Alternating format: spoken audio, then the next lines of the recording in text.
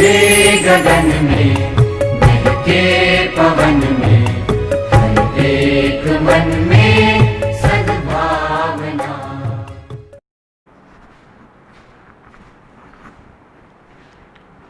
नमस्कार विद्यार्थी मित्रों, हूँ छू गड़िया भरत।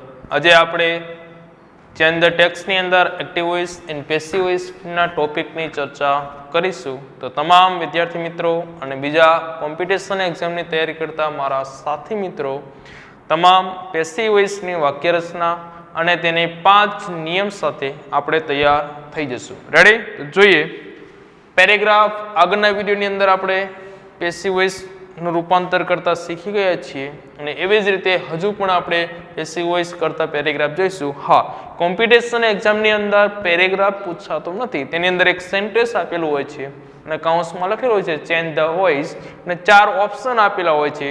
તો એમાં 4 ઓપ્શનમાંથી પણ સાચો પેસિવ વોઇસ રૂપાંતર કરેલું વાક્ય જવાબ સિલેક્ટ કરવાનો હોય છે। તો એના માટે પણ તમામ થિયરી ખબર હોવી જોઈએ, કારણ કે એમાં તો કયા 3 ખોટા છે એ પણ જાણીને આપણે એક સાચું ગોતવાનું છે। ઓકે, એટલે વધારે કન્ફ્યુઝન થાય, જેના માટે તમામ નિયમ તે વિદ્યાર્થીઓને તીક્ષ્ણ રીતે તૈયાર હોવા જોઈએ, જેના કારણે ખ્યાલ આવે કે આ ખોટું આ ખોટું આ ખોટું। કે એક એક સામાન્ય એક એક વાક્યમાં એક એક ફેરફાર કરેલો હોય છે, જે સચોટ સાચો ફેરફાર કયો ગણાય છે એ નિયમ અને વાક્ય રચના આવડતી હોય તો જ વિદ્યાર્થી સ્પર્ધાત્મક પરીક્ષામાં બેઠેલ યોગ્ય જવાબ પસંદ કરી શકે। ઓકે, તો ખાસ વિદ્યાર્થી મિત્રો આગળના વિડીયોમાં આપણે તમામ નિયમો લખાયેલા છે જે ખાસ તૈયાર કરી લેવા। આગળ આપણે પેરેગ્રાફની ચર્ચા કરીશું તે પહેલા પરીક્ષાની અંદર બોર્ડમાં આ રીતે પૂછાય છે સ્ટાર્ટ ધીસ વે। આપણે શરૂઆતમાં પેસિવ વોઇસ લખી નાખવી છે, કારણ કે વિદ્યાર્થીઓને ખબર જ છે પેસિવ વોઇસનો ટોપિક છે, પરંતુ પરીક્ષાની અંદર સ્ટાર્ટ ધીસ વે કરીને 3 થી 4 પોઈન્ટ આપેલા હોય છે, જેમાંથી કયા પોઈન્ટ પ્રમાણે બોર્ડના પરીક્ષકે જે કે પેપર કાઢનાર છે એને કયો ટોપિક ઇન્વોલ્વ કર્યો છે એ આપણે આ અધૂરી લાઈન ઉપરથી જાણવાનો છે। ઓકે, તો જોઈએ કેવી રીતે જાણી શકશો। અહીંયા આપેલું some French scientist did an experiment with a squirrels. કેટલાક ફ્રેન્ચના વૈજ્ઞાનિકો ખિસકોલીઓ સાથે પ્રયોગ કરતા હતા। ઓકે, તો અહીંયા કણે આપેલું છે an experiments with the squirrel was. Direct જ પાછળનો શબ્દ આગળ આવ્યો છે એટલે ખબર પડી જોઈએ કે પાછળનું આગળ પેસિવ વોઇસમાં કરવાનું હોય છે। પાછળ આપેલો કર્મ ક્યાં લાવવાનો હોય છે? આગળ। કયો કાળ છે? ડેડ। સહાયકારક રૂપ નથી, યાદ રાખજો। નકાર અને પ્રશ્નાર્થમાં વપરાય એ ડેડ સહાયકારક ભૂતકાળનું રૂપ છે, પણ આ ક્રિયાપદ તરીકે આવ્યું છે એટલે આ ડેડ નીકળશે નહીં, પરંતુ એનું શું થશે? ભૂતકૃતાંત મૂકવામાં આવશે। શું કરે છે? તો કે પ્રયોગ ખિસકોલીઓ સાથે। કોણ કરે છે? તો સમ ફ્રેન્ચ સાયન્ટિસ્ટ। ઓકે, તો અહીંયા કણે કર્મ આગળ આવી ગયું છે, તો આ બન્યું ક્રિયાપદ, આ પાછળનો કર્મ, આગળનું છે કર્તા। પેસિવ વોઇસ બનાવો। An experiment with squirrel was. Did નો ભૂતકૃતાંત શું થાય? ડો, ડીડ અને ડન થાય, DONE। ઓકે, તો આપણે અહીંયા ભૂતકૃતાંત લખશું ડન, ના પછી કર્તા કોણ છે? By some French scientist.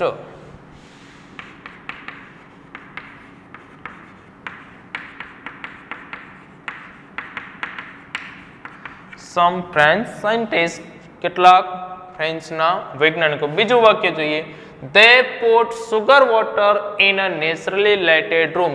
તેઓ ખાંડનું પાણી કુદરતી પ્રકાશ ધરાવતા રૂમમાં મૂકતા હતા। ઓકે, આ પુટ આપેલું છે તો ભૂતકાળ છે કે વર્તમાન કાળ કેવી રીતે ખબર પડશે? તો આગળનો વાક્ય જોઈ લેવો, પાછળનું વાક્ય જોઈ લો એટલે ખ્યાલ આવી જાય કે ભૂતકાળની અંદર ચર્ચા કરેલી છે, મૂક છે કે મૂકેલું હતું એ પ્રમાણે આપણને ખ્યાલ આવી જાય। તો ભૂતકાળ છે, પાછળનું વાક્ય પણ ભૂતકાળ વાળું આપેલું છે એટલે સ્વાભાવિક છે કે આ સાદા ભૂતકાળનો પેરેગ્રાફ છે, એટલે એ પ્રમાણે થોડીક યુક્તિ વાપરવી। અહીંયા કઈ ક્રિયા થાય છે? તો મૂકવાની। શું મૂકે છે? કે ખાંડનું પાણી। કોણ મૂકે છે? તો કે વૈજ્ઞાનિકો એટલે કે દે। ઓકે, પેસિવ વોઇસ બનાવો તો અહીંયા કણ આવશે સુગર વોટર, સાદો ભૂતકાળ છે એટલે વોઝ પુટનું ભૂતકૃદંત પુટ થાય. પુટ આ સ્થળ કે સમય નથી એટલે અહીંયા આપણે એનું put in a naturally lighted room. Naturally lighted room by them. તેનું શું થઈ જાય પાછળ જાય એટલે them. ઓકે, આગળનું એક્ઝામ્પલ જો તો કે the squirrels drank the sugar water exactly at right time. ખિસકોલીઓ ચોક્કસ સમયે ખાંડનું પાણી પી ગઈ હતી. કઈ ક્રિયા થઈ? પીવાની. શું પીધું? તો કે સુગર વોટર. કોણે પીધું? તો કે ખિસકોલીઓ. આપણને મળી ગયું કર્તા ક્રિયાપદ કર્મ, વધ્યું એ અન્ય શબ્દ. પેસિવ વોઇસમાં રૂપાંતર કરો તો આગળ શું આવશે? The sugar water. The sugar water સાદો ભૂતકાળ છે, ડ્રેન્ક આપેલું છે. ઓકે, ડ્રેન્ક નથી, ડ્રેન્ક એટલે વોઝ વેર આવે. પાણી જથ્થાવાચક છે એટલે આને એક વચનમાં ગણી છે એટલે ધ સુગર વોટર વોઝ. અહીંયા કણે ડ્રિંક નું ભૂતકૃદંત શું થઈ જાય? Drink, drank, drunk. શું થાય?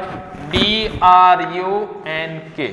ઓકે, ડ્રંક ના પછી આ શબ્દ અહીંયા ડ્રંક એક્ઝેક્ટલી એટ